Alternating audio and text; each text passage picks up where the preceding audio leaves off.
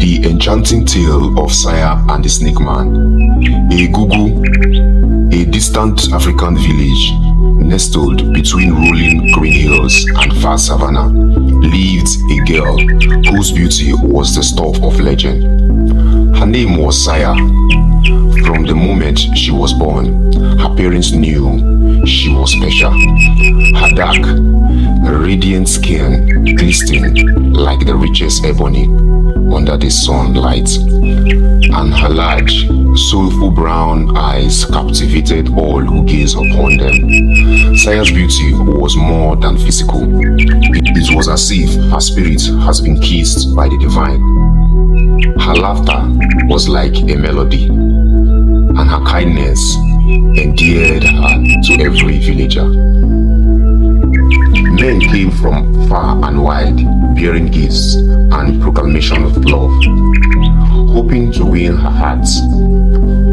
From warriors to merchants, farmers to nobles, they all sought Saya's hand in marriage.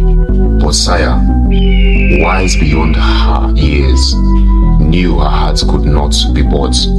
She turned down every suitor politely yet firmly.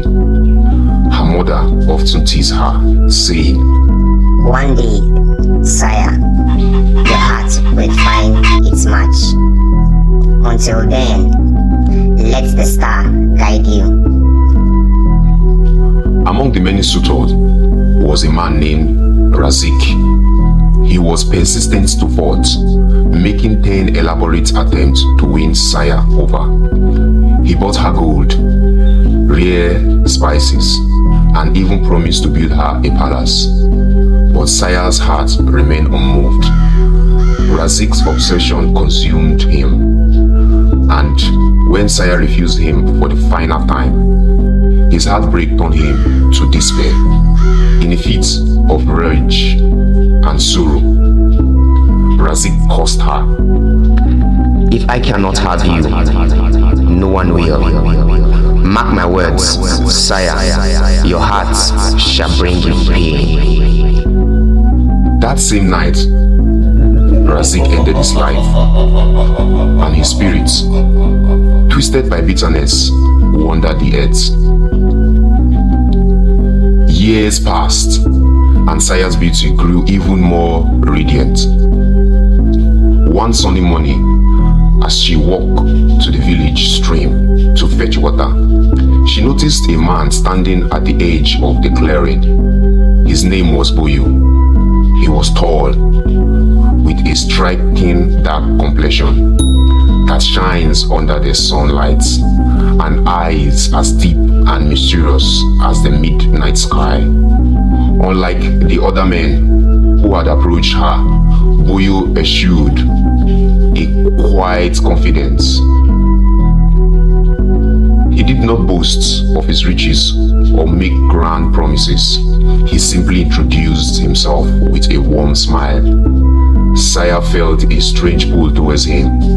There was something unfamiliar yet comforting about Boyu. His voice was smooth and melodic, and his words seemed to weave a spell around her. For the first time in her life, Saya felt her heart stirred. She allowed Boyu to court her, much to the astonishment of the villagers. Days turned into weeks, and Saya and Boyu grew closer.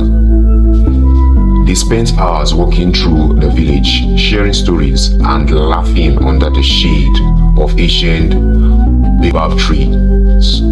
The villagers whispered among themselves, marveling at the transformation in Saya. Could this be true love? They wondered. But Saya's mother felt unease in her spirits. "Be careful, my daughter. She warned. Not all that glitters is good. Sometimes the brightest flame burns the fastest." Saya dismissed her mother, concerned, believing she had finally found the one her heart had longed for. One day, Boyu came to Saya with an unusual request. have a surprise for you, he said, his eyes gleaming. Come with me to the forest. Saya hesitated, but eventually agreed, her trust in him outweighing her reservations. They walked deep into the wood, farther than Saya had ever ventured before.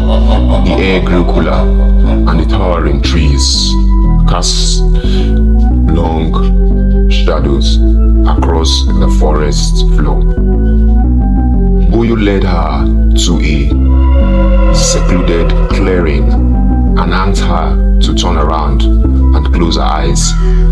Do not look until I tell you, he instructed. Saya stood there, her heart pounding with anticipation. But as the moments stretched on, an eerie silence enveloped the clearing.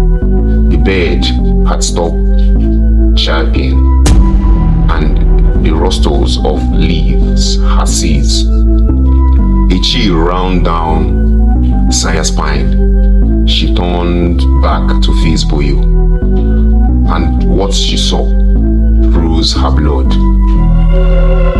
Before her eyes, Buyu form began to change. His arm and legs twisted unnaturally. His skin became greenish like leaves, and his body elongated, shedding its human guise. In a horrifying transformation, Buyu became a massive green snake. His scale glintens like obsidian. Saya screamed, caught in her throat as the serpent lunged, wrapping its powerful coil around her. The snake sank in fangs into her shoulder, injecting venom that coursed through her vein. Saya's body went limp. Paralyzed by the poison, she fell to the ground, helpless and unable to move. As she lay down, a smaller snake emerged from the shadow, slithering towards her with menacing intent. Saya's mind spiraled into darkness. In her hallucination, she found herself standing in a shrill, otherworldly realm. Two radiant female angels appeared before her, their wings shimmering with light. The angel debated fervently. She has suffered enough, said one, her voice gentle and melodic. but she must pay for her price. Countered the other, her tone sterned. Saya watched, unable to speak, as the angel's voice echoed around her. Meanwhile, in the physical world, the smaller snake coiled around her legs, preparing to enter her bedroom to feast on that which makes her a woman. At that point, a priest who had been observing the scene from afar rushed into the clearing. Armed with a heavy stone, he crushed the head of the smaller snakes one by one. The sound of their skull cracking echoed through the forest. When he turned to the massive serpent that was Buyu, the snake let out a deafening hiss and slithered away into the underbrush, disappearing into the shadows. The priest knelt beside Saya and placed his hand on her forehead. He prayed fervently, calling upon the divine to save her. In her unconscious state, Saya saw the angel nod in agreement. It is not her time, He said, her story is not yet over. Saya's eyes fluttered open as the priest's prayer reached its crescendos. He lifted her into his arms and carried her back to the village. At the community health center, the healers worked tirelessly to treat the venom. Slowly but surely, Saya's strength returned. When Saya finally recovered, she reflected on the ordeal that had nearly claimed her life, she realized that her beauty, while a gift, has also been a burden. She vowed to be more conscious with her heart, to heed the wisdom of those who loved her. The villagers marveled at Saya's resilience and praised the priest for his bravery. Though Boyi was never found again, Saya knew he was still out there, a lingering shadow of Razik's curse. But she refused to live in fear. She has faced death and emerged stronger, her spirit unbroken. From that day forward, Saya's story became a cautionary tale, passed down from generation to generation. It was a reminder of the danger of envy and obsession, the power of cause, and the importance of trusting one's instincts. Saya's beauty remained undiminished, but it was her courage and wisdom that truly defined her. She lived on, a beacon of hope and resilience, inspiring all who had heard her story as regards the matters of the heart.